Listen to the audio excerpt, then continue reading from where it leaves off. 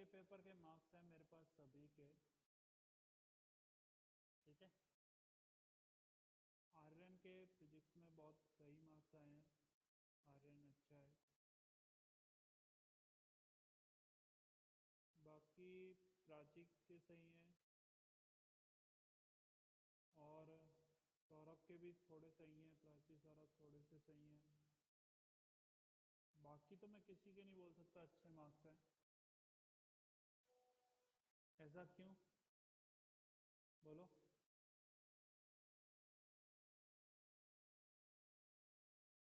क्या हुआ इतने कम मार्क्स आए हैं,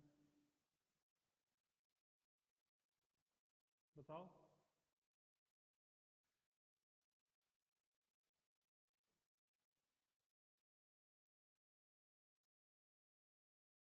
बोलो इतने कम मार्क्स क्यों आए हैं सभी के।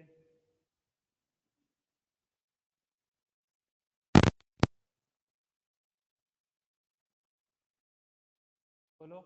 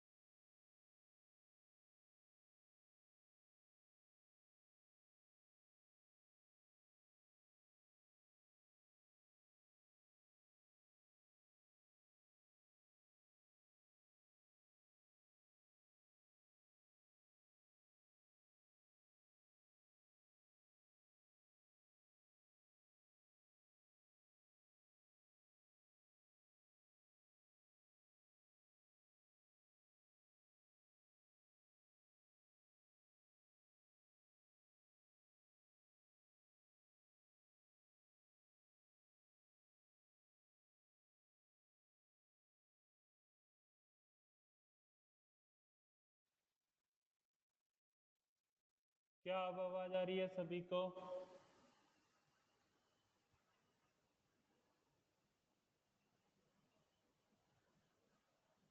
ठीक है, तो मुझे ये बताओ पेपर में सभी के मार्क्स क्यों नहीं आए। पेपर में मार्क्स मार्क्स का क्या रीजन था। सिर्फ एक आर्यन के बहुत अच्छे मार्क्स आए हैं, आर्यन के अच्छे मार्क्स हैं, बाकी किसी के नहीं है मार्क्स। प्राची के 90 है, अच्छा है।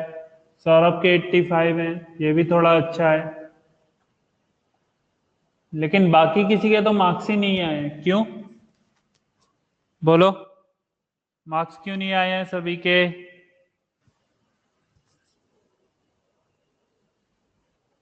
बताओ क्या रीजन था मार्क्स नहीं आने का।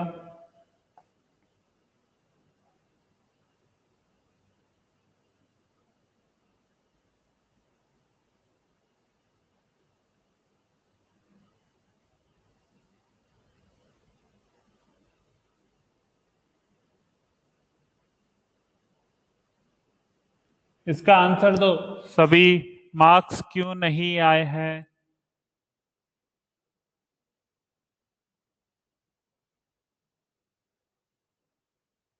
बोलो मार्क्स क्यों नहीं आए सभी के।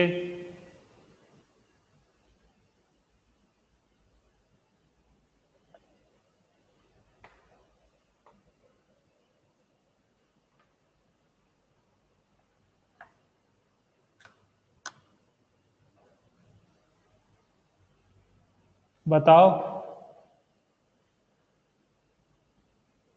मार्क्स क्यों नहीं आए पेपर में।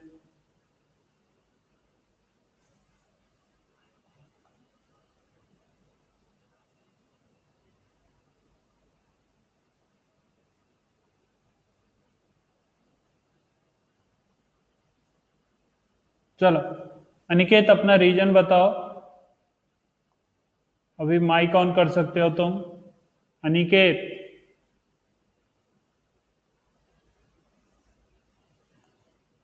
अनिकेत।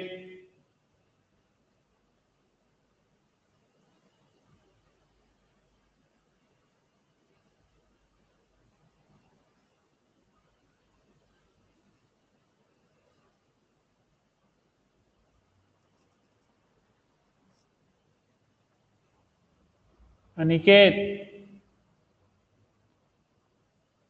अनिकेत और साहिल दोनों अपना रीजन बताओ, मार्क्स क्यों नहीं आए हैं।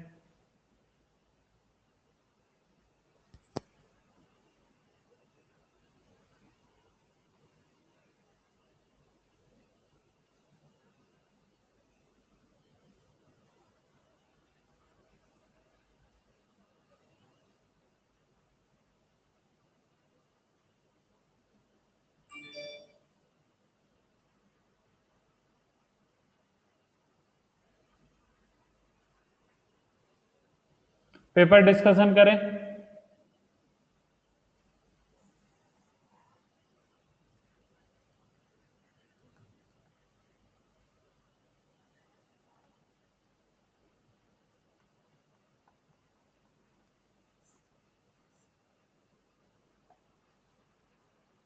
चलो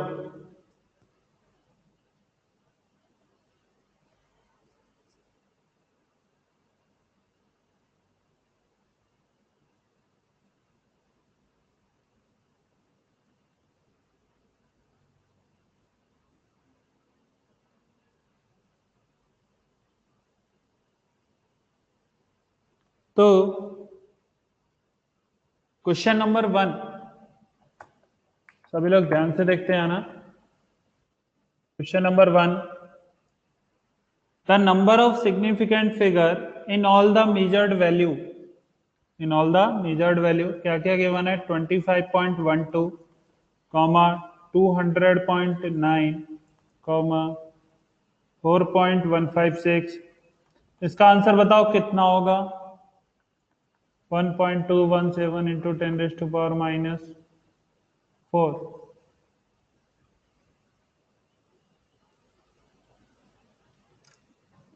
बताओ क्या सभी non zero quantity significant figure होती हैं? इसमें भी कितना है? 4। यदि हम यहां पर देखें तो zero between two non zero हमेशा क्या होता है? सिग्निफिकेंट। तो ये दोनों भी क्या हो गए? सिग्निफिकेंट। और ये दोनों भी क्या है? सिग्निफिकेंट। इसका भी आंसर कितना? 4। इसमें भी all non zero quantities are significant, तो ये भी कितना हो गया? 4। इसमें भी all non zero quantities are significant, तो 4। इसका आंसर कितना हो गया? 4। ठीक है। Question number 2। क्वेश्चन नंबर 2 क्या गिवन है? L is equal to 2.331, 2.331, comma B is equal to 2.1। तो हमसे पूछा था L प्लस बी क्या होगा? L प्लस बी क्या होगा? तो 2.331 और यहां पर क्या रहा? 2.1। तो यह आ गया 1344, 4.431। तो आंसर कौन सा होना चाहिए? ए होना चाहिए, लेकिन ए नहीं होगा क्योंकि हमें लीस्ट सिग्निफिकेंट फिगर वाला क्वांटिटी के रेस्पेक्ट में लेना होता है आंसर। तो इसमें कितने सिग्निफिकेंट फिगर? 2। इसमें कितने? 4। तो आंसर कौन सा हो जाएगा? 2 वाला। तो आंसर कौन सा है? 4.4। इसलिए इसका आंसर कौन सा सही है? सी। क्लियर? चलो क्वेश्चन नंबर 3। क्वेश्चन नंबर 3 सभी ध्यान से देखना।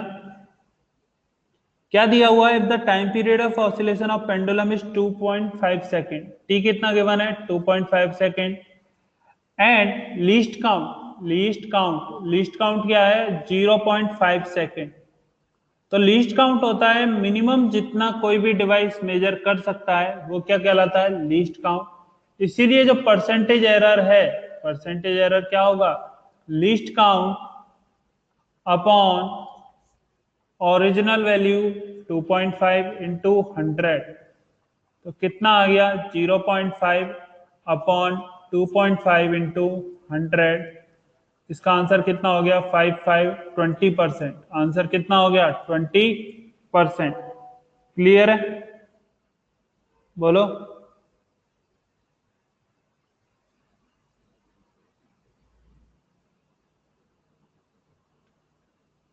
चलो क्वेश्चन नंबर 4। क्वेश्चन नंबर में क्या गिवन है? a is equal to a square b cube upon c under root T.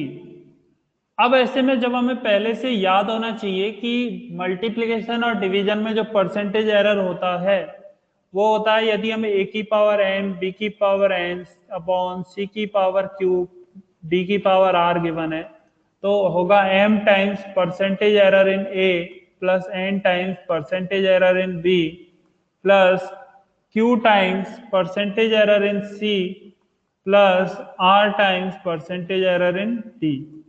ये फॉर्मूला होता है, सभी को पता होना चाहिए फॉर्मूला पहले से। यदि ये फॉर्मूला याद नहीं है तो आंसर नहीं आएगा। तो हो गया 2 times percentage error in 1, 3 times percentage error in p, कितना हो गया 3, plus 2 times percentage error in c यानी 1, plus 1/2 times percentage error in d। Percentage error in d कितना 2%। तो 2 प्लस 9 प्लस 2 प्लस 1, 3 बार 12 और ये 14। बोलो क्लियर है सभी को?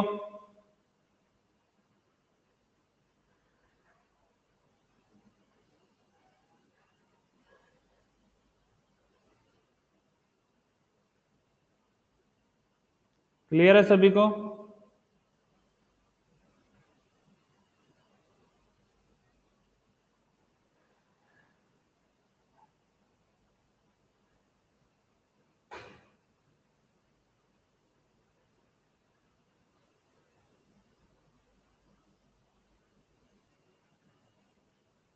चलो next question number 5।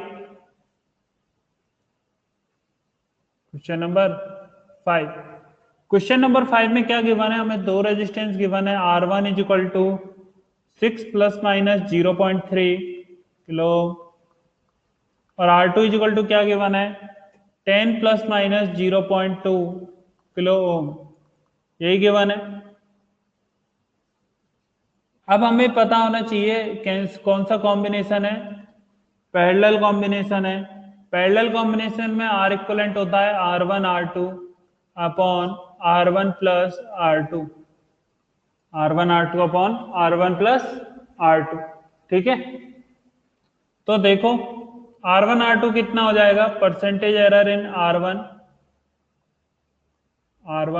Plus percentage error in R2 plus percentage error in R1 R2, percentage error in R1 plus R2। ये होगा हमारा इसका करेक्ट आंसर। तो परसेंटेज एरर इन R1 कितना हो जाएगा? 0.3 अपॉन 6 इंटू 100। ये हो गया percentage error in R1। Percentage error in R2 कितना हो गया? 0.2 अपॉन 2 सॉरी 10 इंटू 100। ठीक है, plus percentage error in R1 plus R2। तो R1 प्लस R2 एडिशन की फॉर्म में है। एडिशन की फॉर्म में हमारा जो परसेंटेज एरर होता है वो होता है delta A plus delta B upon A plus B into 100। तो डेल्टा ए कितना? 0.2, डेल्टा बी कितना? 0.3 अपॉन ए प्लस बी कितना? 16 इंटू 100। तो ये हो गया 0.5 अपॉन 16 इंटू 100। अब इसको सबको सॉल्व कर लो। तो ये कितना आ गया? 60 यानी 300 अपॉन 60 यानी 5 प्लस ये कितना हो गया? 2। ठीक है, प्लस 0.5 इंटू 100 यानी 50 अपॉन 16, 50 अपॉन 16, ठीक है।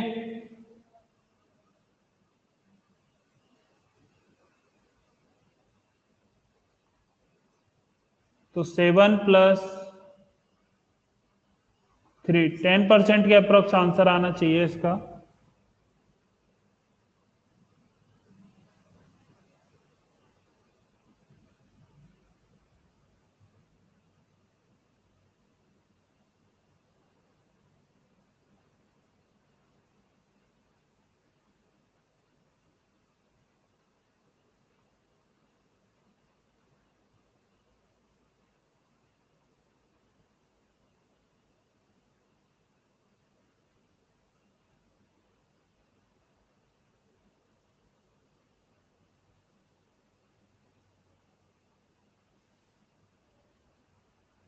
ठीक है,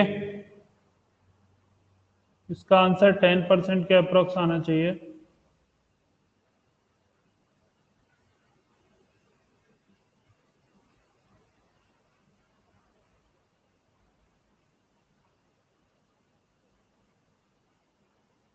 चलो इस क्वेश्चन को मैं एक बार और देखता हूं। क्वेश्चन नंबर 4 नहीं 5 को, क्वेश्चन नंबर 5 को एक बार रखना, इसको मैं एक बार और देख के बताता हूं, इसका आंसर नहीं दिया हुआ है।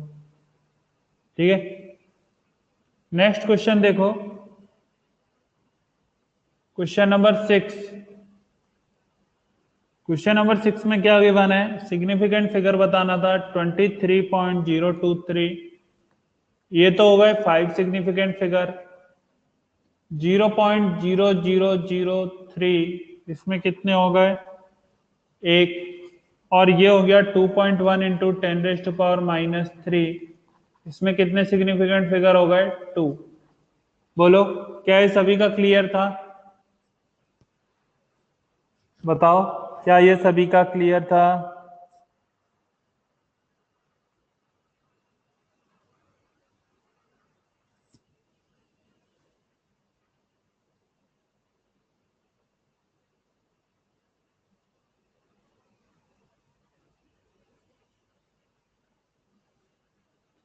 चल, तो क्वेश्चन नंबर 6 तो डायरेक्ट था।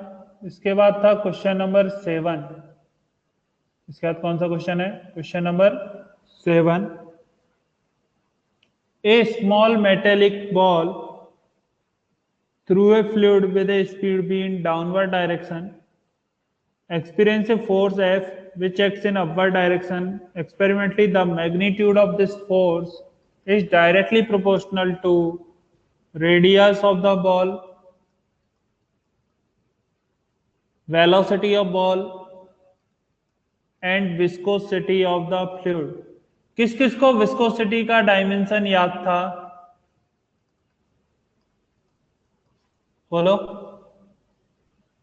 किस किस को विस्कोसिटी का डायमेंशन याद था। ये क्वेश्चन उसी से हो पाएगा जिसको विस्कोसिटी का डायमेंशन याद होगा। किस किस को याद था विस्कोसिटी का डायमेंशन, बोलो किसी को याद था।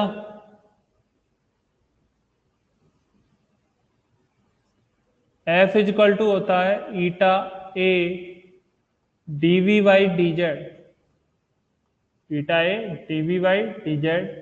m1l1t-2 is equal to eta A का हो गया l2, dv होता है velocity, l1t-1 upon D Z length, इसका हो गया l1।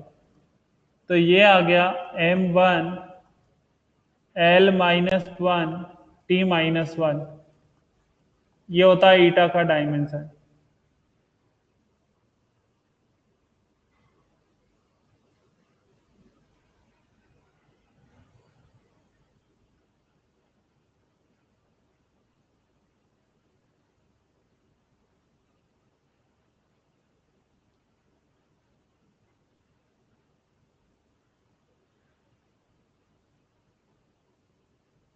क्लियर, अब इसको यहां पर पुट कर दो, m1l1t-2 is directly proportional to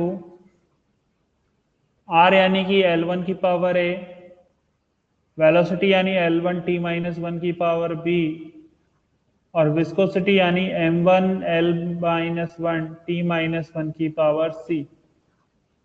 clear है सभी को?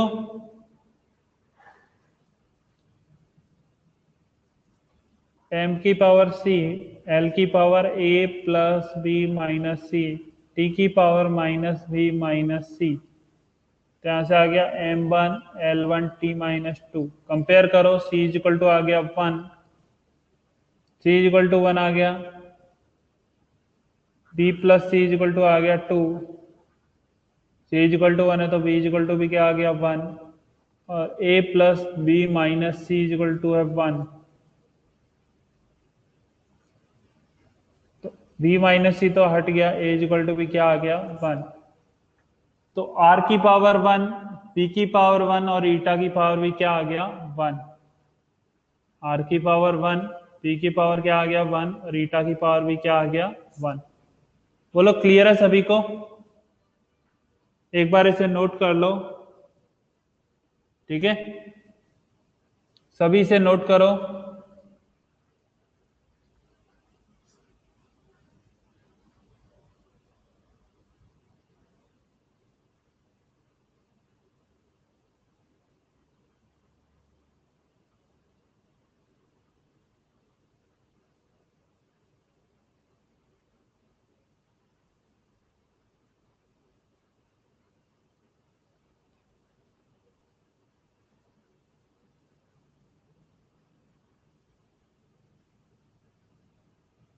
नोट कर लिया सभी ने? चलो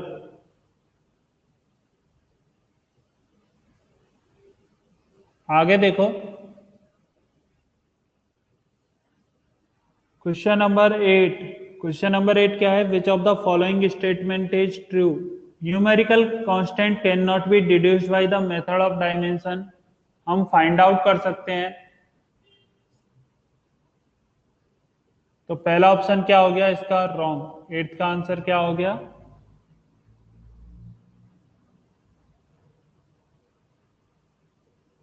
न्यूमेरिकल कांस्टेंट नहीं, न्यूमेरिकल कांस्टेंट हम फाइंड आउट नहीं कर सकते, उनका डायमेंशन फाइंड आउट कर सकते हैं। The equation containing trigonometric function can not be derived by the method of dimension, बिल्कुल सही है। If the dimensional formula of a physical quantity is given, okay, physical quantity may और may not be unique, ये भी सही है। The method of dimensions can be used to derive relation other than product of power function, ये गलत है। The method of dimensions can be used to derive relation other than product of power function, ये गलत है। दोनों find out करते हैं, ठीक है। Question number 9। क्वेश्चन नंबर 9 क्या गिवन है? Integration T dot T T. ये किस किस का गलत हुआ है बताओ? ये क्वेश्चन किस किस का गलत हुआ है? इसका डायमेंशन क्या होगा? Dimension of t is equal to T1, और डायमेंशन ऑफ dt, dt भी क्या टाइम ही होता है? बोलो, dt भी क्या टाइम ही होता है? और dt यदि टाइम है तो उसका भी डायमेंशन क्या होगा? T1। तो टोटल डायमेंशन इसका कितना आ गया? T2। टोटल डायमेंशन कितना आ गया? T2।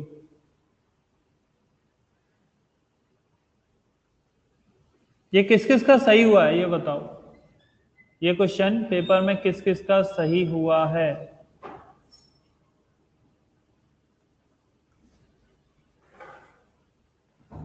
किसी का सही नहीं हुआ ये क्वेश्चन पेपर में?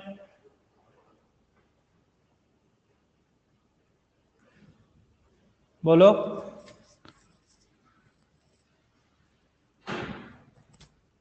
ये क्वेश्चन किसी का सही हुआ है पेपर में?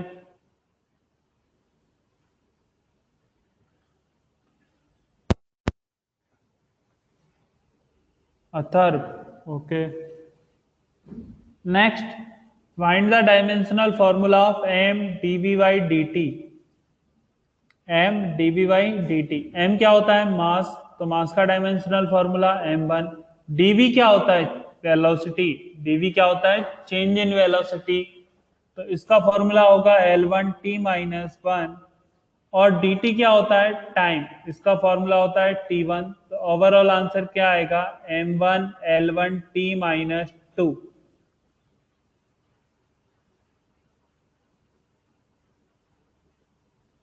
बोलो क्या ये करेक्ट है सभी का?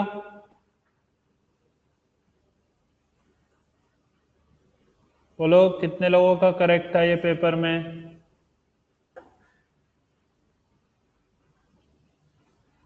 Next question number 11। Question number 11 में क्या गिवन है? Which of the following formula is dimensionally correct? Which of the following formula is dimensionally correct? F is equal to क्या गिवन था? 2mv² by r square. एक हमें given है f is equal to mv² by are.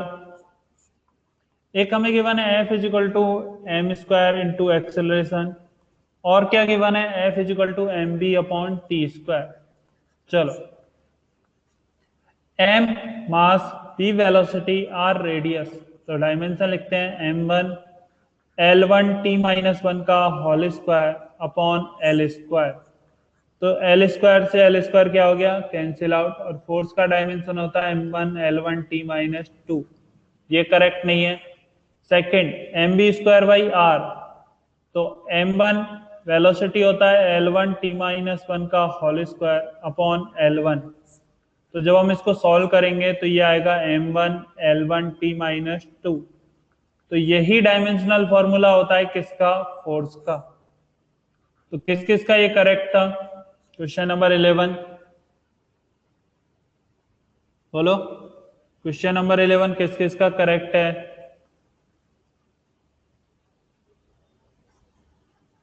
और F is equal to क्या होता है? M a. तो ये तो वैसे ही गलत हो गया।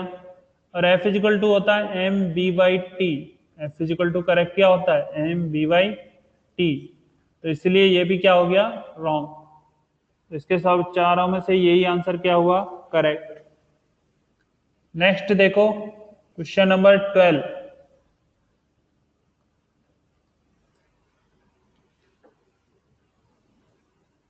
u is equal to a v cube upon v plus b, where u is the potential energy and b is the velocity. u क्या है? Potential energy. और v क्या है? वेलोसिटी। तो हमें पहला पता होना चाहिए, जब हमें एनर्जी गिवन है तो एनर्जी का डायमेंशन क्या होता है? m1 L2 t minus 2। m1 L2 t minus 2। Velocity का डायमेंशन क्या होता है? L1 t माइनस 1। वेलोसिटी का डायमेंशन क्या होता है? L1 t माइनस 1। तो दो चीजों को यदि हम ऐड कर रहे हैं तो उन दोनों का डायमेंशन क्या होना चाहिए? सेम होना चाहिए। तो dimension of v is equal to क्या आ गया? Dimension of b। ठीक है, इसलिए डायमेंशन ऑफ v क्या हो गया? L1 t माइनस 1। क्या ये रूल सभी को पता था? बोलो, क्या ये रूल सभी को क्लियर था?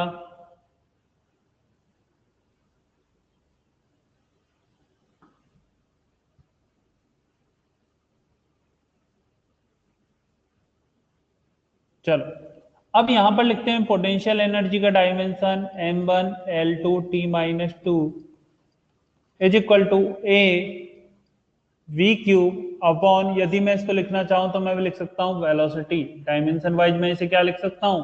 वेलोसिटी। क्योंकि दोनों का डायमेंशन सेम होने की वजह से हम उनको क्या कर सकते हैं? ऐड कर सकते हैं। तो यह आ गया ए वी स्क्वायर। और वी स्क्वायर मीनिंग क्या आया? L1 t माइनस 1 का होल स्क्वायर। तो t माइनस 2 से t माइनस 2 कट गया, L2 से L2 कट गया। तो ए इक्वल टू क्या आ गया? m1। ए इक्वल टू क्या आ गया? m1। अब हमसे पूछा dimension of a upon b. Dimension of a upon b पूछा है। तो डायमेंशन ऑफ ए कितना? m1। डायमेंशन ऑफ बी कितना? L1 t माइनस 1। तो करेक्ट आंसर क्या हो गया? m1 m1l-1 t1। Correct answer क्या हो गया? m1l-1 t1। तो इसीलिए 12th का ऑप्शन नंबर ए क्या है? करेक्ट। सभी नोट कर लो इसे।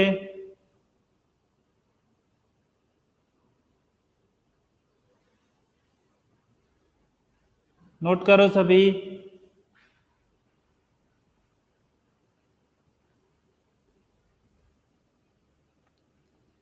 एक बात बताओ, क्या मुझे कोई एक्सप्लेन कर सकता है कि पेपर में इतने कम मार्क्स क्यों आए हैं? बोलो। क्या मुझे एक्सप्लेन कर सकते हो कि पेपर में इतने कम मार्क्स क्यों आए हैं? बोलो। गणेश, प्राची, अथर्व, सिद्धि, श्रावणी, क्या एक्सप्लेन कर सकते हो मुझे पेपर में इतने कम मार्क्स क्यों आए हैं? बोलो।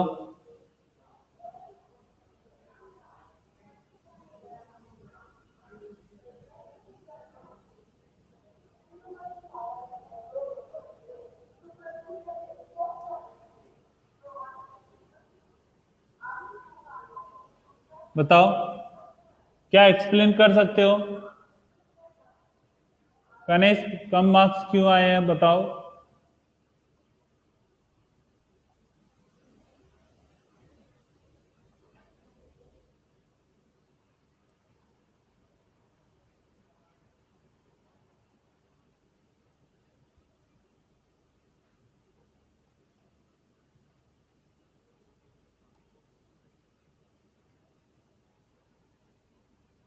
अभी कोई नहीं बोलेगा।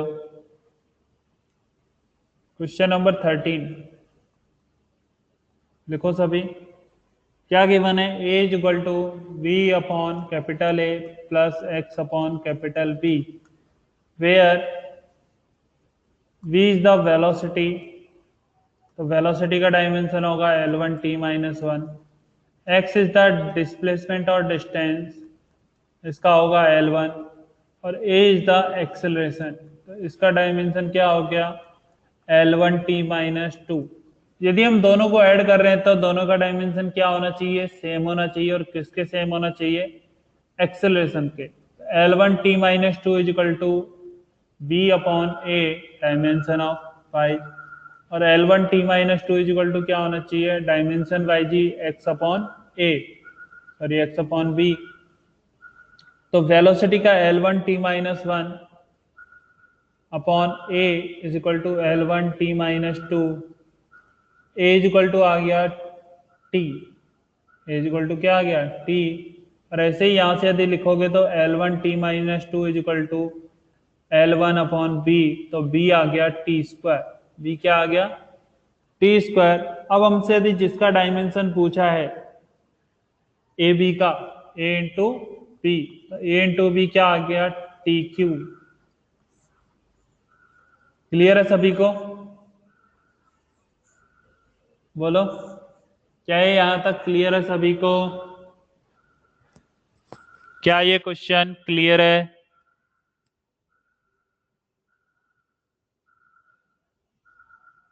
दोबारा एक्सप्लेन। चलो देखो, यदि हम किन्हीं भी दो क्वांटिटी को ऐड करते हैं तो उन दोनों का डायमेंशन क्या होना चाहिए? सेम होना चाहिए। और किसके इक्वल होना चाहिए? जो भी हमें इक्वलिटी में गिवन है उसके इक्वल होना चाहिए। तो dimension of a is equal to क्या होना चाहिए? Dimension of b upon a. और dimension of x upon b क्या होना चाहिए? Dimension of a. तो ए का डायमेंशन होता है L1t-2 is equal to dimension of velocity upon a is equal to dimension of displacement upon B. तो dimension wise मैंने पुट किया L1t-2 is equal to L1t-1 upon a, L1t-2 is equal to L1 upon B. तो यहां से ए का dimension क्या आ गया? t1। और बी का डायमेंशन क्या आ गया? T square. A into B करके क्या डायमेंशन आएगा? T cube. ठीक है।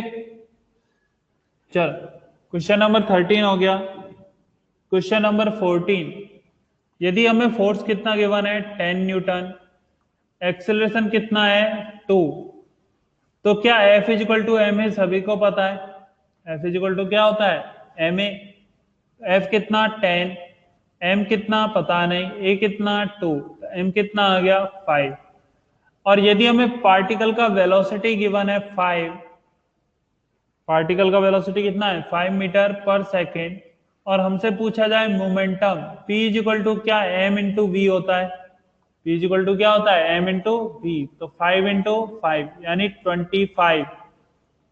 बोलो किस किस का ये आंसर गलत आया है, किस किस का ये आंसर गलत आया है, बताओ। किसी का नहीं आया, सभी का सही है बिल्कुल ये आंसर। बोलो क्या ये आंसर सभी का सही है?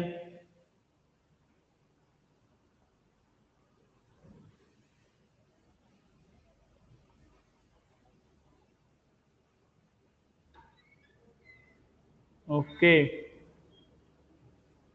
चलो, नो नो नो, ठीक है। अब याद रखना सभी, question number 15, y is equal to 3x plus 2 की पावर 3/2, यही गिवन है। जब भी हमें ऐसे गिवन था तो मैंने पहले ही बताया था, इसको क्या सपोज कर लो t, इसको क्या सपोज कर लो t, तो y इज इक्वल टू आ गया t की पावर 3/2।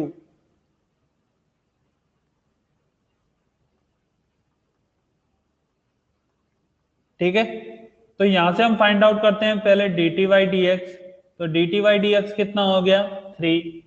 यहां से हम लोग फाइंड आउट किए D Y by D T, D Y by D T वो कितना आ गया 3/2, टी की पावर 3/2 माइनस 1 यानी 1/2, ये आ गया। अब डिवाई बाई डी एक्स हमें फाइंड आउट करना है, हमें क्या फाइंड आउट करना है डिवाई बाई डी एक्स। तो डिवाई बाई डी एक्स को मैं कैसे लिख सकता हूं, ध्यान से देखना, D Y by D T into D T by D X, into D T by D X. तो डिवाई बाई डी टी कितना 3/2 इंटू टी की power 1/2 into D T by D x कितना 3, तो टोटल आंसर हो गया 9/2 इंटू टी की जगह पर 3x प्लस 2 की power 1/2। This is the correct answer of question number 15। Clear है?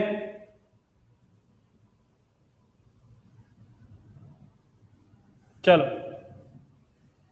क्वेश्चन नंबर 16, सभी का सही होना चाहिए था, क्लास में सभी ने ऐसे बहुत क्वेश्चन किए थे हम लोगों ने।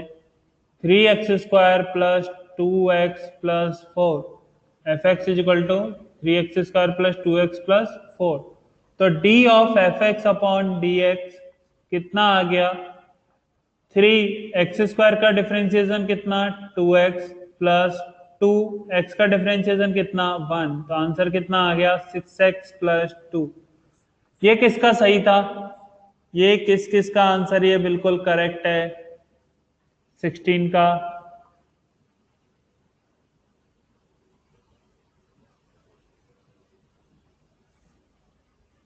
ओके नेक्स्ट देखो question number 17, x is equal to क्या गिवन है 2t cube, x is equal to क्या गिवन है 2t क्यूब, और y इज इक्वल टू क्या गिवन है 3t स्क्वायर, 3t स्क्वायर। अब हमसे पूछा है डिवाई बाई डी एक्स, हमसे क्या पूछा है डिवाई बाई डी एक्स, इसको थोड़ा सा सही करना चाहिए। पहले फाइंड आउट करते हैं डिवाई बाई डी टी, और एक जगह फाइंड आउट करते हैं D x by D T. तो डिवाई बाई डी टी कितना आएगा 6 इंटू टी, और D x by D T कितना आ जाएगा 6t स्क्वायर। अब दोनों को यदि हम डिवाइड कर दें D Y by D T upon D x by D T, तो ये कितना आ जाएगा डी टी से D T cancel out, D Y by D x is equal to 60/60 square यानी कि 1/t, कितना आ गया 1/t। क्लियर सभी को? बोलो।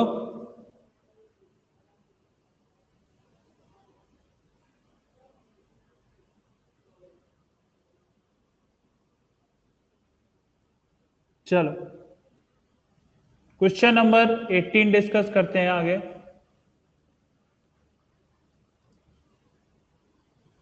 क्वेश्चन नंबर 18 में क्या गिवन है, x is equal to 2 theta plus sine theta and y is equal to 2 into 1 minus cos theta.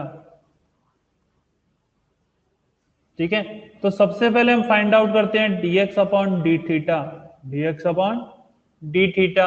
तो 2 थीटा का डिफरेंशिएशन डी थीटा के रेस्पेक्ट में कितना 1, साइन थीटा का differentiation cos theta, comma d y by d theta क्या आ जाएगा 2, 1 का डिफरेंशिएशन 0 माइनस कॉस थीटा का डिफरेंशिएशन माइनस साइन थीटा, तो कितना आ गया 2 साइन थीटा।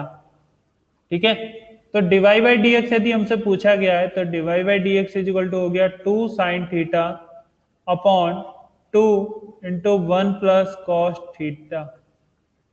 अब यहां से यहां तक तो सभी ने शायद सॉल्व ही कर लिया हो, लेकिन इसके आगे का टर्म हमें नहीं आता। ठीक है, अब इसको मैं थोड़ा अच्छा करके लिख रहा हूं। साइन थीटा को मैंने लिखा 2 sine theta by 2 cos theta by 2, और 1 plus cos 2 theta, 1 plus cos 2 theta होता है 2 कॉस स्क्वायर थीटा बाई 2। सभी लोग याद करना, ऐसा क्वेश्चन मैंने क्लास में कराया था जिसमें हम लोगों ने साइन थीटा को कन्वर्ट किया था 2 sine theta by 2 cos theta by 2 में, अपॉन 1 प्लस कॉस 2 थीटा होता है 2 कॉस स्क्वायर थीटा बाई 2। तो ये कैंसिल आउट हो गया, यहां से ये कैंसिल आउट, तो ये आ गया टेन थीटा बाई 2। किस किस का गलत है ये आंसर, बोलो किस किस का ये आंसर गलत है? किसी का सही हुआ ये क्वेश्चन?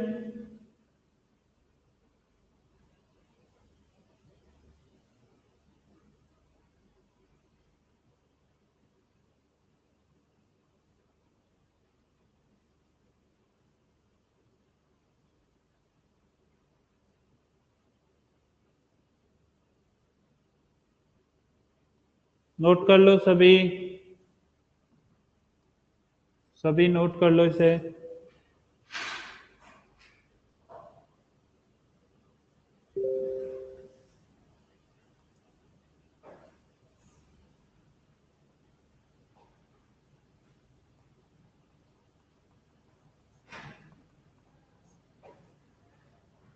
ठीक है, बोलो, चलो क्वेश्चन नंबर 19, क्वेश्चन नंबर 19 पे डिस्कस करते हैं। हमें क्या गिवन है, f x is equal to log e base of 2x, log e base of 2x। तो सभी को पता है d upon D x of f x क्या होता है 1 upon x, 1 upon x, 1 upon x कितना 2x इंटू 2x का डिफरेंशिएशन कितना 2, तो ये आ गया 1 अपॉन एक्स, कितना आ गया 1 अपॉन एक्स।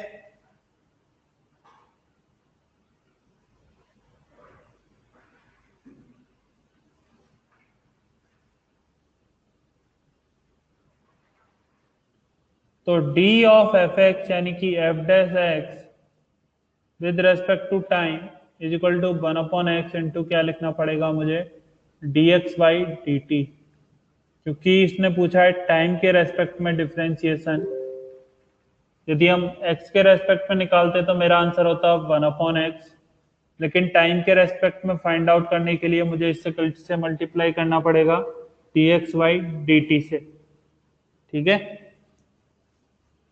एक और बार देखना सभी, t of f x upon D T is equal to log e base का होता है 1 अपॉन एक्स यानी 2x इंटू 2x का differentiation 2 into D x by D T. Clear है सभी को, बोलो। इसके बाद question number 20।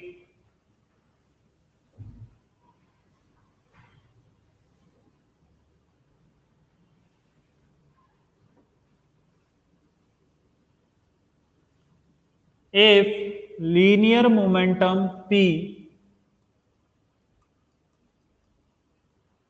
acceleration a, and time t are taken as fundamental quantities, then the dimensional formula of mass।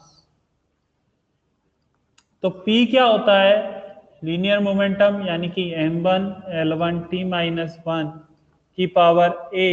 Acceleration क्या होता है? l1 t माइनस टू की पावर b एंड टाइम की पावर c। तो यहां से देखो m की पावर क्या आई? a। l की पावर क्या आई? a plus b। और टाइम की पावर क्या आई? Minus a minus two B plus C. तो जब इनको सॉल्व करोगे तो a इक्वल टू तो क्या आ जाएगा? m1। a इक्वल टू तो क्या आ गया? 1। a plus b equal to क्या है? 0। a plus b equal to क्या है? 0। तो b इक्वल टू क्या आ गया? -1। तो minus a minus two B plus c equal to क्या है? 0। तो c इक्वल टू हो गया 2b प्लस ए। 2b प्लस ए तो क्या आ गया? 2 इंटू बी यानी -2 plus 1 is equal to -1। Note करो सभी।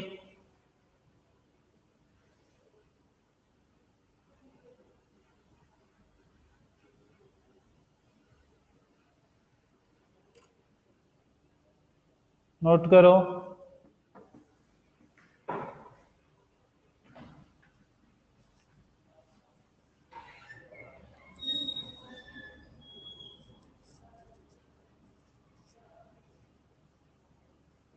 सभी नोट करो।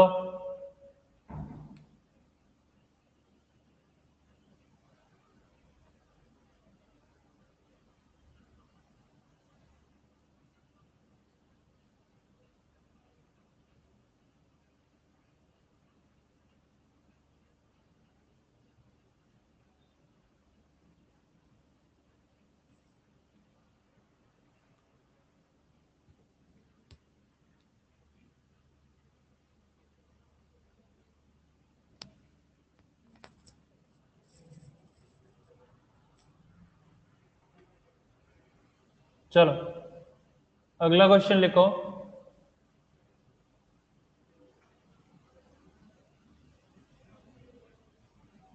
Question number 21। सभी ध्यान से देखना। y इक्वल टू गिवन है log of 10 base x। log of 10 base x। यहाँ पर ई बेस नहीं है, इसीलिए हमें पहले इसे ई बेस में कन्वर्ट करना होगा। इसीलिए हमें इसे किस में कन्वर्ट करना होगा? ई बेस में कन्वर्ट करना होगा। तो इसको मैंने आप लोगों को एक कुछ लिखाए हुए थे लॉग के रूल या प्रॉपर्टी। तो log ऑफ 10 बेस x को मैं ऐसे लिख सकता हूं, log of e base x, log of e base x into log of 10 base e।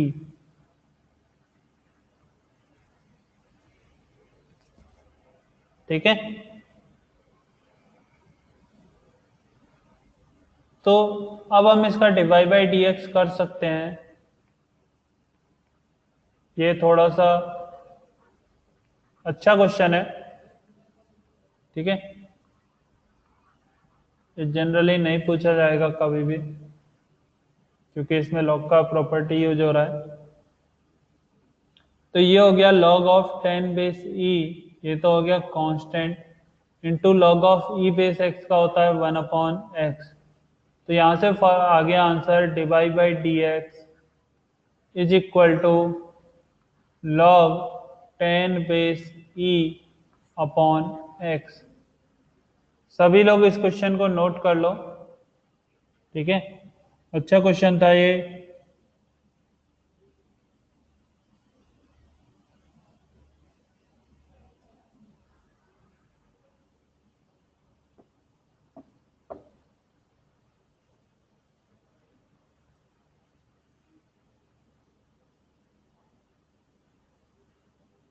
चल, यहां तक नोट कर लिया सभी ने। आज ही मैं सभी को नेक्स्ट एग्जाम का सिलेबस क्लियर कर दे रहा हूं, ठीक है। इस बार हो सकता है थोड़ा सभी का कम मार्क्स आया है। नेक्स्ट एग्जाम का सिलेबस, जो नेक्स्ट टेस्ट होगा आज से 20 डेज आफ्टर, उसका सिलेबस मैं आज क्लियर कर रहा हूं सभी को। Vector and kinematics, vector and kinematics tell, kinematics कब तक का, टेल वेडनेसडे, टिल वेडनेसडे, ठीक है।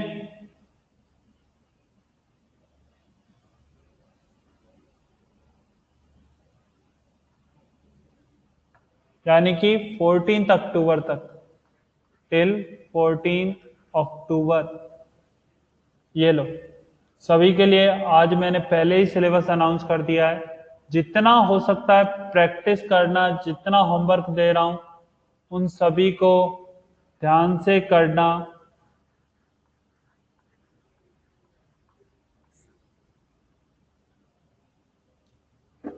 क्लियर?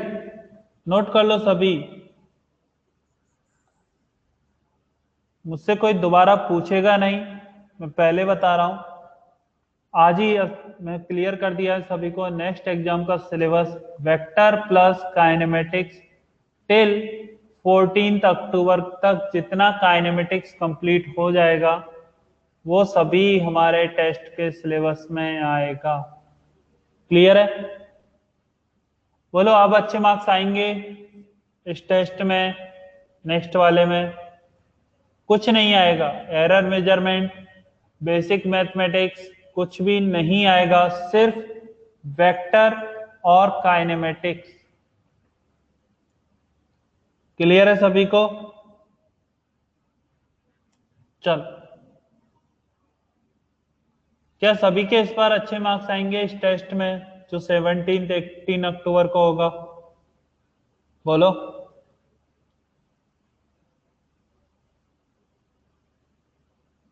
अभी से सभी लोग एक काम करो, सिंगेज है सभी के पास, सिंगेज के क्वेश्चन सॉल्व करना स्टार्ट कर दो, क्योंकि मेरा ज्यादातर असाइनमेंट मैं सिंगेज से देता हूं या बुकलेट से, ठीक है।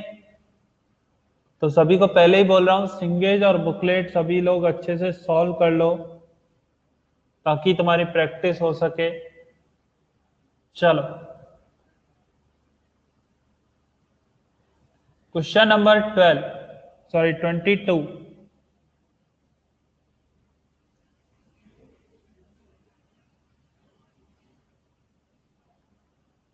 22 क्वेश्चन मैंने सभी को असाइनमेंट में भी दिया था और फिर यहां पर भी दिया है। SY2 डिस्टेंस 4 मीटर पर सेकंड के साथ, SY2 डिस्टेंस 3 मीटर पर सेकंड के साथ, और S डिस्टेंस कितनी स्पीड के साथ, 5 मीटर पर सेकंड के साथ।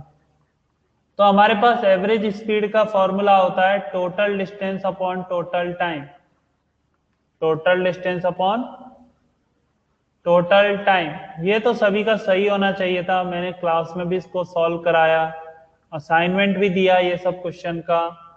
तो टोटल डिस्टेंस कितना, 2s। टोटल टाइम कितना, s upon 5 plus s/4 plus s/6। LCM लो, कितना, 5, 8 और 6, यानी 5 3 15, 15 और 120। तो ये कितना गया, 24 टाइम्स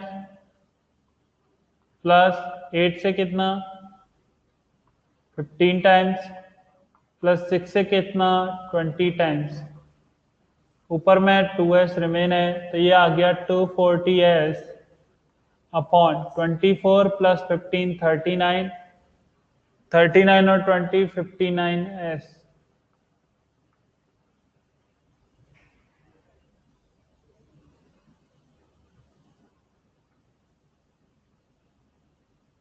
तो s से s cancel out, approximate answer है 4 मीटर पर सेकंड। अप्रोक्सीमेट आंसर कितना है 4 मीटर पर सेकंड, तो आंसर नंबर ए। सभी नोट करो इसे, नोट करो सभी।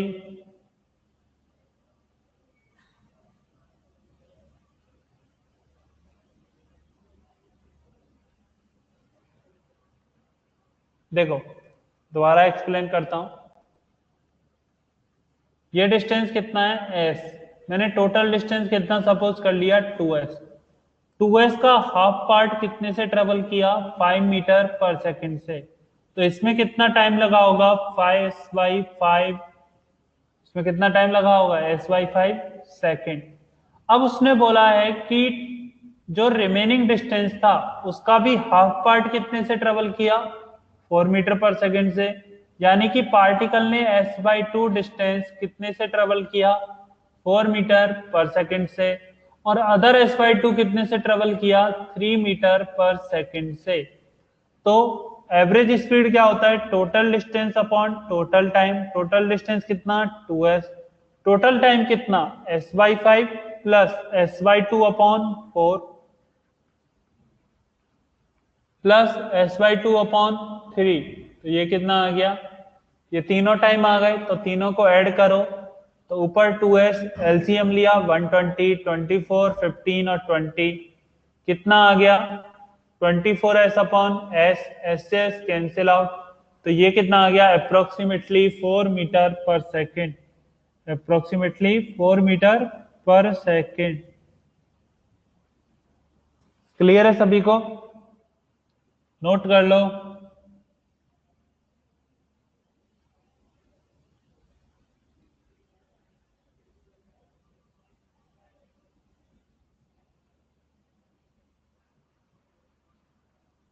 चलो नेक्स्ट देखो,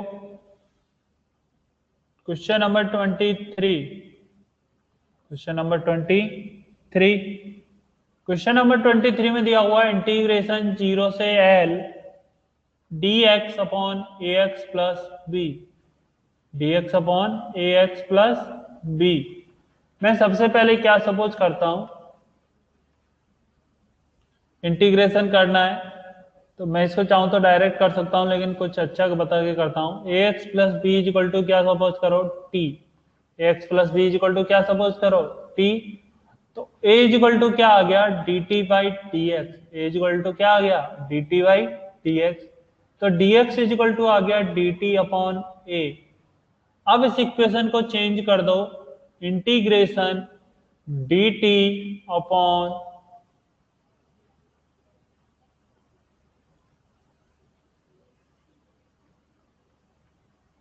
dt upon a into D T, d T upon a into t, ये आ गया 1 upon A L n t, 1 upon A L n t. Again limit put करो 1 upon A L n t की जगह ए X plus B. अब रखो limit कहां से कहां तक 0 से एल तक, तो ये आंसर हो गया 1 upon A L N of A L plus B minus L N of b. एक बार दोबारा एक्सप्लेन करूंगा, रुको। L N of A L plus B upon B, ये इसका करेक्ट आंसर है। मैं इसको एक और बार एक्सप्लेन करता हूं, सभी ध्यान से देखना। सबसे पहले हम लोगों ने क्या किया, मैंने सपोज किया A X plus B is equal to T. जब भी मैंने पहले ही कहा था, जब भी मुझे इस टाइप की कुछ भी इक्वेशन गिवन होगी मैं उसको क्या सपोज कर लूंगा टी सपोज कर लूंगा। तो मैंने सपोज किया A X plus B is equal to T, A X plus B is equal to T. A is equal to क्या आ गया, D T by D X. A is equal to क्या आ गया, D T by D X. और D x is equal to क्या आ गया, D T upon A. D x is equal to क्या आ गया, डी टी अपॉन ए। तो देखो ए एक्स प्लस बी की जगह पर मैंने यहाँ क्या पुट कर दिया, टी। और dx की जगह पर क्या पुट कर दिया, dt अपॉन ए। एक कांस्टेंट है तो इंटीग्रेशन से क्या आ गया, बाहर आ गया। और सभी को पता है 1 अपॉन एक्स का इंटीग्रेशन क्या होता है, ln x। 1 अपॉन एक्स का इंटीग्रेशन क्या होता है, ln x। तो ये हो गया ln t। ये क्या हो गया, ln t। तो 1 अपॉन ए ln t। t की जगह पर मैंने क्या पुट कर दिया, अगेन ए एक्स प्लस बी। टी की जगह पर मैंने क्या पुट कर दिया, ए एक्स प्लस बी। लिमिट कहां से कहां तक, 0 से एल तक। तो जैसे ही मैंने इसमें एल पुट किया तो ये आ गया l N of A L plus b. जब मैं इसको 0 पुट करूंगा तो ये सिर्फ बचेगा एल एन बी, तो माइनस एल एन बी। तो 1 upon A L N of A L plus B minus L N B. Clear है? तो इसीलिए इसका आंसर है L N of A L plus B minus L N B. ठीक है, तो ये हो गया 1 upon A L N of A L plus B upon B. ये मैंने आपको प्रॉपर्टी लगाया है, log x plus log Y is equal to log X Y होता है। ऐसे ही log X minus log Y होता है log of x upon Y. चलो नोट करो सभी।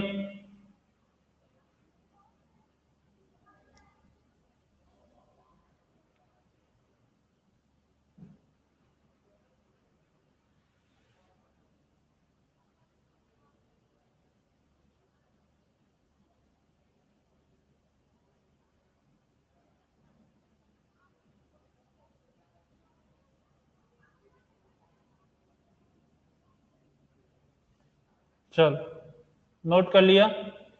ये 24 है, सॉरी ये क्वेश्चन नंबर 24 है। 23 में इसको एक्सप्लेन करता हूं अगेन। चलो क्वेश्चन नंबर 23 क्या गिवन है, क्वेश्चन नंबर 23 में A truck moves a distance of 50 kilometre. एक ट्रक कितना डिस्टेंस मूव करता है, 50 किलोमीटर।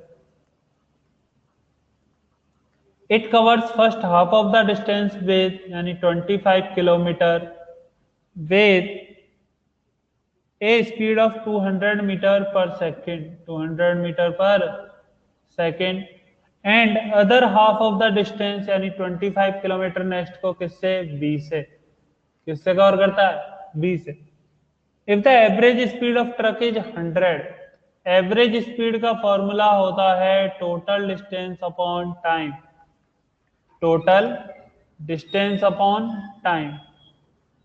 तो टोटल डिस्टेंस कितना, 50 किलोमीटर। मीटर में कन्वर्ट करके लिखना सभी, तो 5000, 50,000 मीटर अपॉन टाइम। टाइम लिखो 25 यानी कि 25 इंटू 1000 अपॉन 200, ये आ गया। Plus 25 into 1000 upon V. Clear? इसका कितना वैल्यू हमें गिवन है, 100। तो 20 से 20 कैंसिल आउट हो गया, तो 500 इज इक्वल टू क्या आ गया, सभी ध्यान से देखना। क्रॉस मल्टीप्लाई करने के बाद ये यहाँ से ये cancel out. 250 plus 2500 upon B. तो 250 से 500 गया, 250 बचा। 250 is equal to 25,000 upon B. तो 00 से एक जीरो कैंसिल आउट, 25 से ये कैंसिल आउट, 10 रिमेन। तो आंसर आ गया 100। आंसर कितना आ गया, v is equal to 100 metre per second. बोलो क्लियर है सभी को?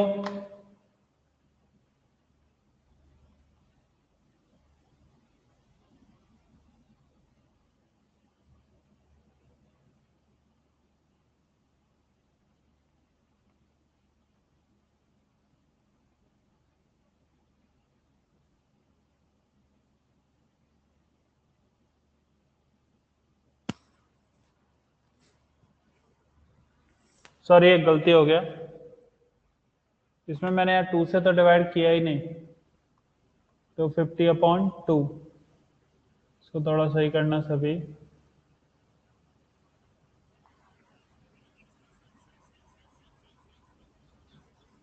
कैलकुलेशन मिस्टेक हो गई।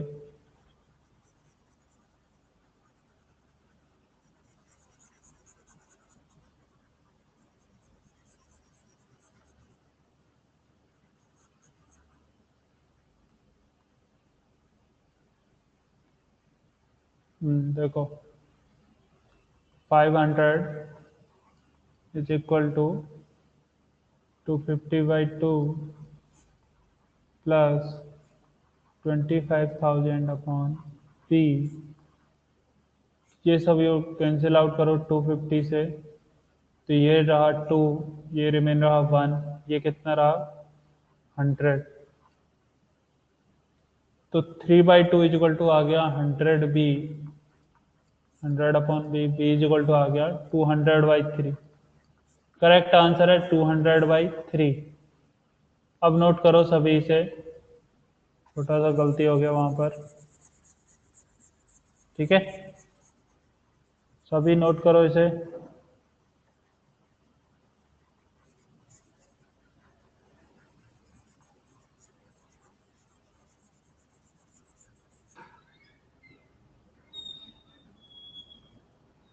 नोट करो, 24 तक हो गए।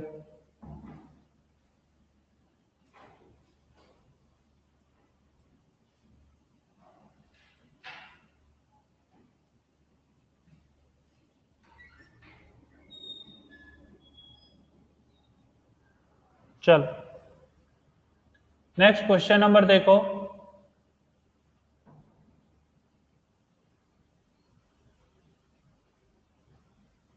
Question number 25।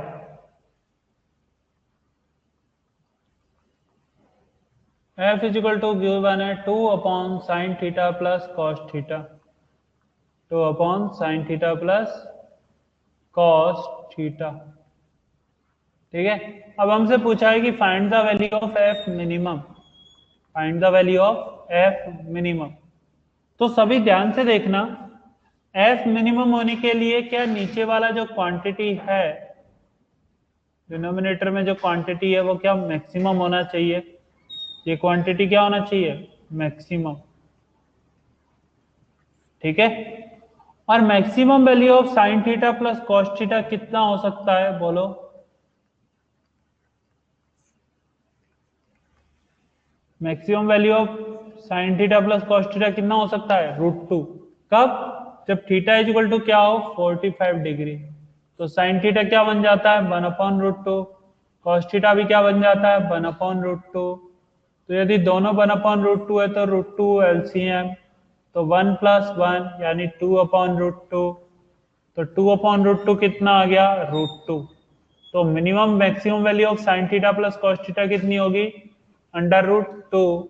तो एफ मिनिमम कितना आएगा 2/√2 इज इक्वल टू 1/√2। ठीक है, सभी नोट करो इस क्वेश्चन को।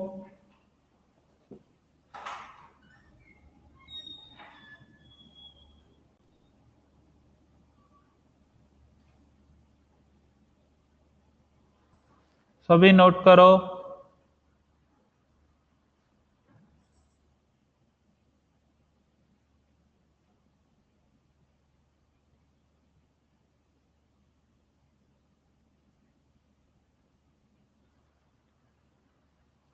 और तरफ दोबारा एक्सप्लेन करना है, ठीक है। देखो हमें एफ इजिकल टू क्या गिवन है 2/sin θ plus cos theta, 2/sin θ plus cos theta given है। अब 2 तो क्या है कांस्टेंट है, लेकिन sin थीटा और cos थीटा क्या कर सकता है वेरी कर सकता है, sin थीटा और cos थीटा क्या कर सकता है वेरी कर सकता है। तो यदि हमें f का मिनिमम वैल्यू फाइंड आउट करना है तो हमें sin theta plus cos theta का क्या होना चाहिए मैक्सिमम वैल्यू होना चाहिए, तभी f क्या होगा मिनिमम। और sign theta plus cos theta का जो मैक्सिमम वैल्यू होता है वो रहता है √2। Sine theta plus cos theta का मैक्सिमम वैल्यू कितना रहता है?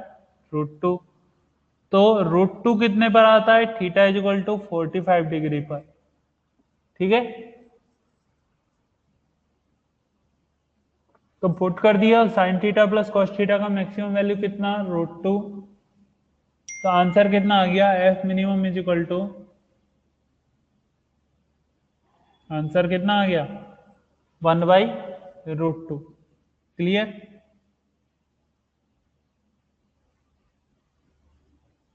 चल, नेक्स्ट क्वेश्चन नंबर 26। 26 किस किस का सही था? 26 क्वेश्चन नंबर किस किस का सही था?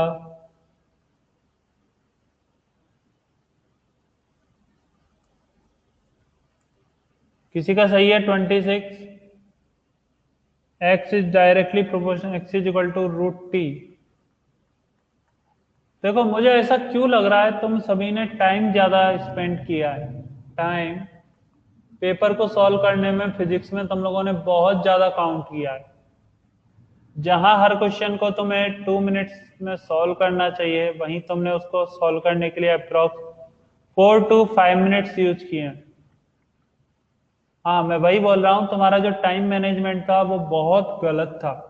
अप्रोक्सीमेटली जहां तुम्हें हर क्वेश्चन को 2 मिनट से कम टाइम में सॉल्व करना था, क्योंकि पहली बार है, तो हर क्वेश्चन को सॉल्व करने के लिए तुम्हारे पास टाइम होना चाहिए था <2 मिनट। कुछ क्वेश्चन इजी थे जो तुम्हें 2 मिनट से भी कम टाइम लगाना चाहिए, कुछ क्वेश्चन में तुम 2 मिनट लगाते, लेकिन 2 मिनट से ज्यादा किसी क्वेश्चन में नहीं देना था। लेकिन मुझे ऐसा लग रहा है सभी लोगों ने 4 से 5 मिनट, अप्रोक्सीमेटली 4 to 5 मिनट पर क्वेश्चन दिया है। 4 to 5 मिनट पर क्वेश्चन दिया है। और उसके पीछे का जो रीजन है, उसके पीछे का जो रीजन है वो है तुम्हारा लेस प्रैक्टिस।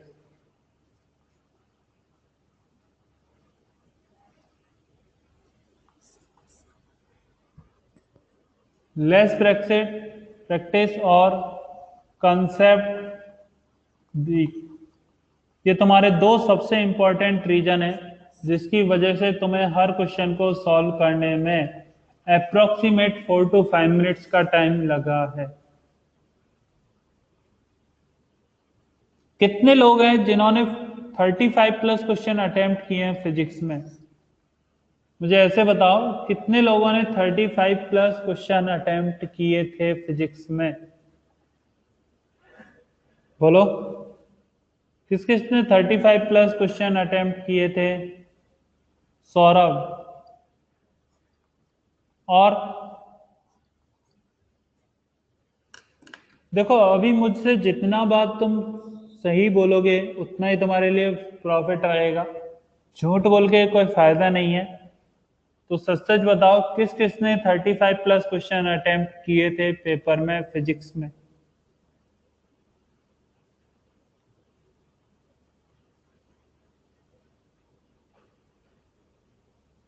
मैंने किए अटेंड, लेकिन गलत निकले। तो उसका रीजन भी मैंने बता चुका हूं। यदि अटेम्प्ट भी कर रहे हो और गलत आ रहे तो उसका सबसे बड़ा रीजन है लेस प्रैक्टिस और कॉन्सेप्ट वीक होना। उसके सबसे बड़े रीजन क्या है? तुम्हारी प्रैक्टिस बहुत नहीं कर रहे हो और तुम्हारे कंसेप्ट वीक है।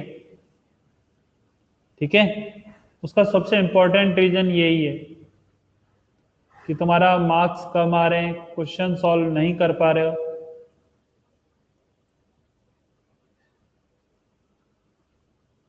जितना प्रैक्टिस करोगे, जितना ज्यादा काम करोगे अभी के टाइम पर, उतना अच्छा मार्क्स तुम्हारा आएगा, मैं पहले ही कह रहा हूं। ठीक है, तो थोड़ा सा ये काम सभी लोग अच्छे से करो, प्रैक्टिस ज्यादा से ज्यादा करो। हाँ, वो कोई प्रॉब्लम नहीं है, लेकिन तुम्हें टाइम इस तरह से मैनेज करना है कि फिजिक्स को 1 आवर मिनिमम मिलना चाहिए। जो तुम्हारा टाइम मैनेजमेंट है पेपर में वो इतना सही होना चाहिए कि फिजिक्स को लास्ट में भी 1 आवर कम से कम मिले।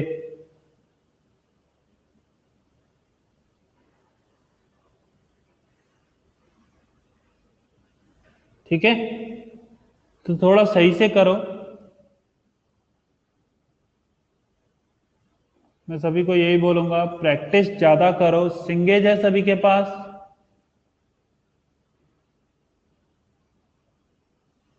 बहुत कंफ्यूज होते हैं एग्जाम के टाइम, उसका इंपॉर्टेंट रीजन ये दो ही है।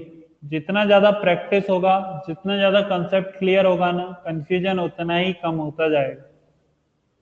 एक बात बताओ, सभी के पास सिंगेज है? बोलो। नहीं है, कोई प्रॉब्लम नहीं है। मुझे बता दो सर मेरे पास सिंगेज नहीं है, मैं ग्रुप में डाल दूंगा। मैं ग्रुप में चैप्टर वाइज सिंगेज डाल सकता हूं, मेरे पास सिंगेज का पीडीएफ है। ठीक है, चल तो मैं आज ग्रुप में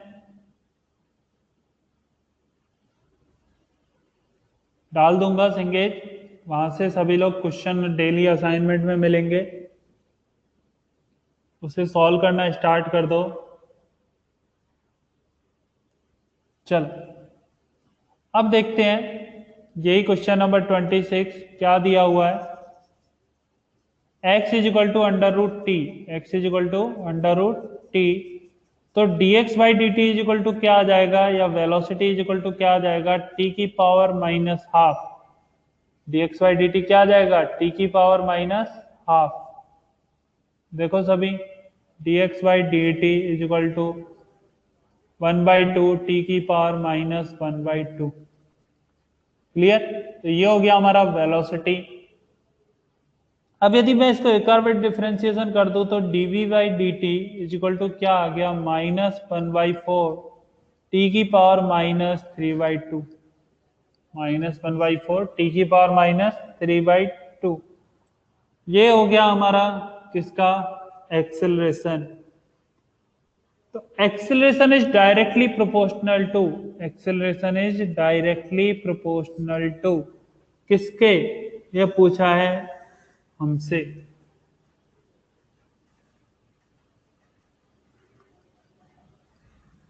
वेलोसिटी बताओ, टी की पावर माइनस हाफ। वेलोसिटी क्या आ रही है, टी की पावर माइनस हाफ। तो एक्सेलरेशन किसके डायरेक्टली प्रोपोर्शनल है, velocity directly proportional to T की पावर -1/2।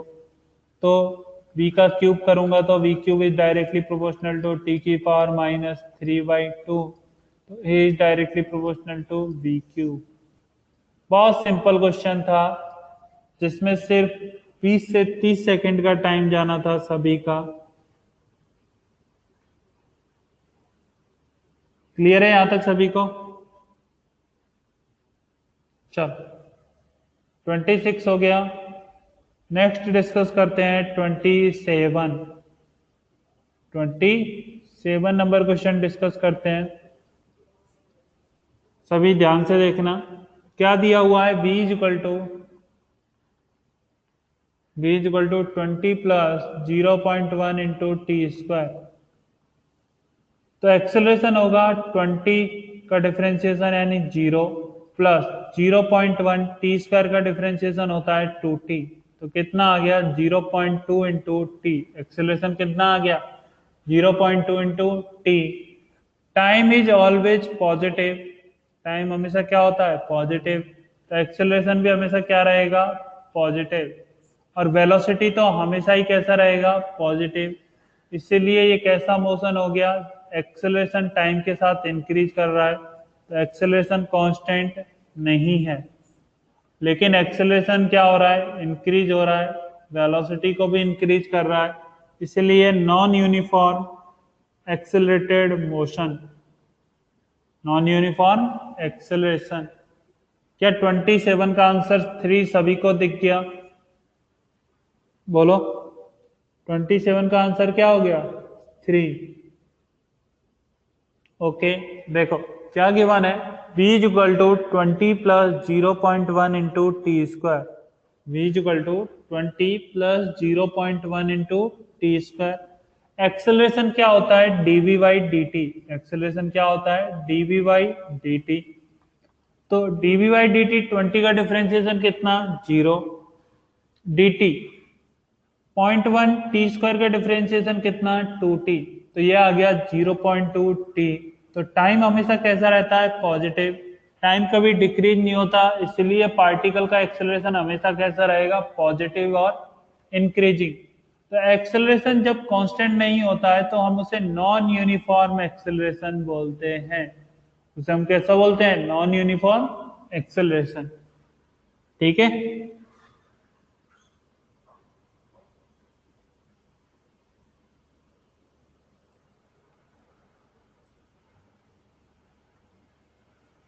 ट्वेंटी एट 28 तो किसी का सही नहीं गया होगा, ये मैं लिख के दे सकता हूँ, गारंटी है। 28 number question, y is equal to A sine omega T minus के एक्स।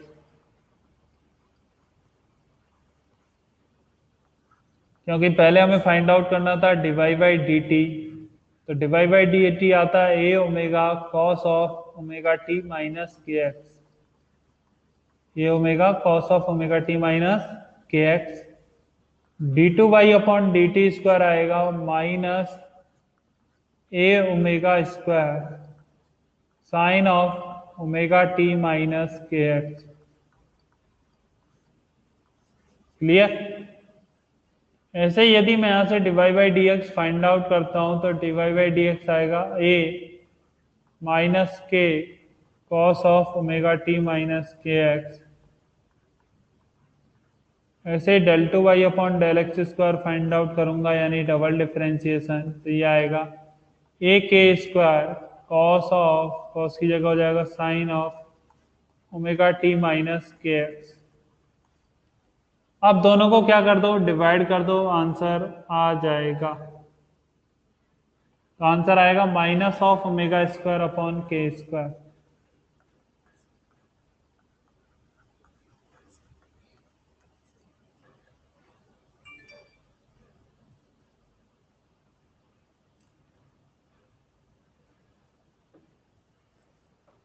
सभी इस क्वेश्चन को नोट कर लेना, अभी ये आगे एसएचएम में, विप्स में बहुत काम आएंगे ऐसे क्वेश्चन।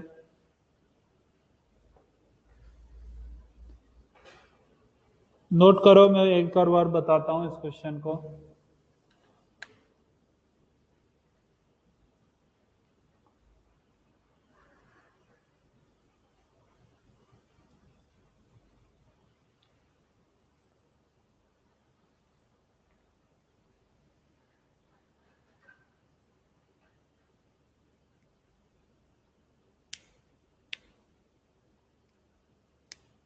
नोट कर लो एक बार, फिर मैं इसे दोबारा से समझाता हूं।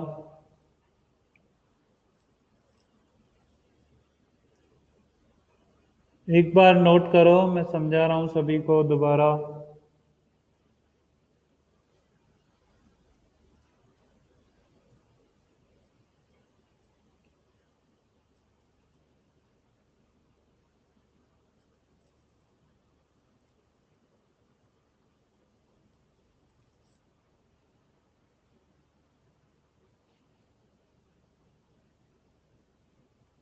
चल, नोट कर लिया, आगे देखो, इसी में एक्सप्लेन करता हूं एक और बार इसे। मुझे क्या गिवन है, y is equal to Y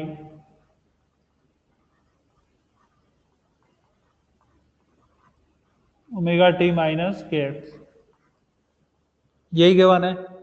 सबसे पहले मुझे फाइंड आउट करना था D Y by D T, D Y by D T. तो ए तो कांस्टेंट, साइन के अंदर पूरे का डिफरेंशिएशन क्या होगा, कॉस, साइन के अंदर पूरे का डिफरेंशिएशन क्या होगा, कॉस ओमेगा टी माइनस के एक्स। लेकिन क्या यहाँ पर जो टाइम का मल्टीपल है वो ओमेगा है, यहाँ पर टाइम का मल्टीपल क्या है, ओमेगा। तो क्या मुझे एक बार इसको भी डिफरेंशिएट करना पड़ेगा, D of omega T upon D T, D of omega T upon D T. तो ये क्या आ गया, A cos of omega T minus के एक्स इंटू ओमेगा क्या, कांस्टेंट, यानी omega, into D T by D T कितना बन गया, 1। तो इस तरह से ये आता है A omega cos of omega T minus के एक्स। ठीक है। अब मैंने यदि इसका डबल डिफरेंशिएशन किया del 2 y upon del t square, तो अगेन ए ओमेगा तो कांस्टेंट, cos थीटा का डिफरेंशिएशन होता है minus sine theta omega T minus के x, again differentiation of d of omega T upon D t, ये फिर कितना आ जाएगा, ओमेगा आ जाएगा, तो minus A omega square sine of omega T minus के एक्स। क्लियर है सभी को कैसे किया? अब इधर भी देखो दोबारा से, y equal to A sine of omega T minus के एक्स, ओमेगा टी माइनस के एक्स, तो Dibai by D x, d y by D x, यानी ए साइन का differentiation cos omega T minus के x into d upon D x of minus के x, d upon D x of minus के x, तो कितना आ गया, minus A k cos of omega T minus के x, ये आ गया। ठीक है, अब हम फाइंड आउट किए del 2 y upon del x square, del 2 y upon del x square, तो माइनस ए के तो कांस्टेंट, cos थीटा का differentiation minus sine of omega T minus के एक्स इंटू, अब यहां पर x का टर्म कौन सा, के एक्स है, तो d upon D x of minus के एक्स, तो तीन माइनस साइन मिलके क्या बन गया, माइनस ए के square sine of omega T minus के एक्स। अब दोनों को जैसे ही मैं डिवाइड करूंगा, del 2 y upon del t square upon del 2 y upon del x square, ये कितना आ जाएगा, minus A omega square sign का टर्म माइनस ए के स्क्वायर साइन का टर्म ओमेगा टी माइनस के एक्स, ओमेगा टी माइनस के x, ये कट गया, माइनस माइनस प्लस हो गया, ए से ये आ गया ओमेगा स्क्वायर अपॉन के स्क्वायर। फाइनल आंसर क्या आया, ओमेगा स्क्वायर अपॉन के स्क्वायर। क्लियर है सभी को? बोलो, क्या सभी को क्लियर? चाहो तो इसे नोट कर लो, सभी याद रहेगा।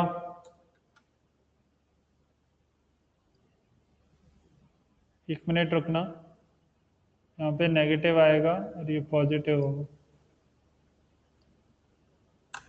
चलो नोट करो सभी से जल्दी, ताकि ये बाद में याद रहे। नोट करो।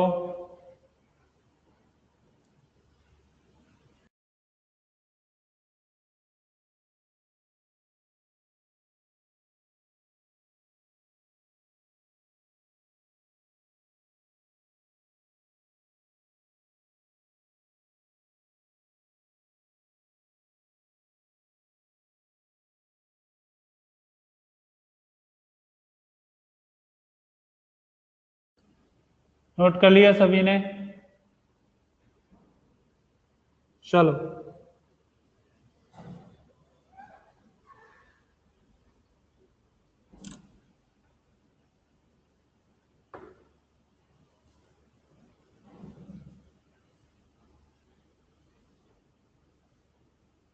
थ्री मिनट्स, हाँ उतर 3 मिनट रिमेन है।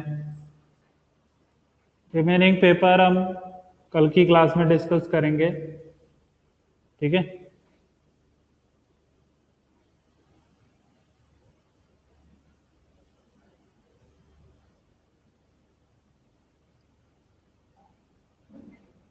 चलो नेक्स्ट क्वेश्चन देखो, y इक्वल टू क्या गिवन है,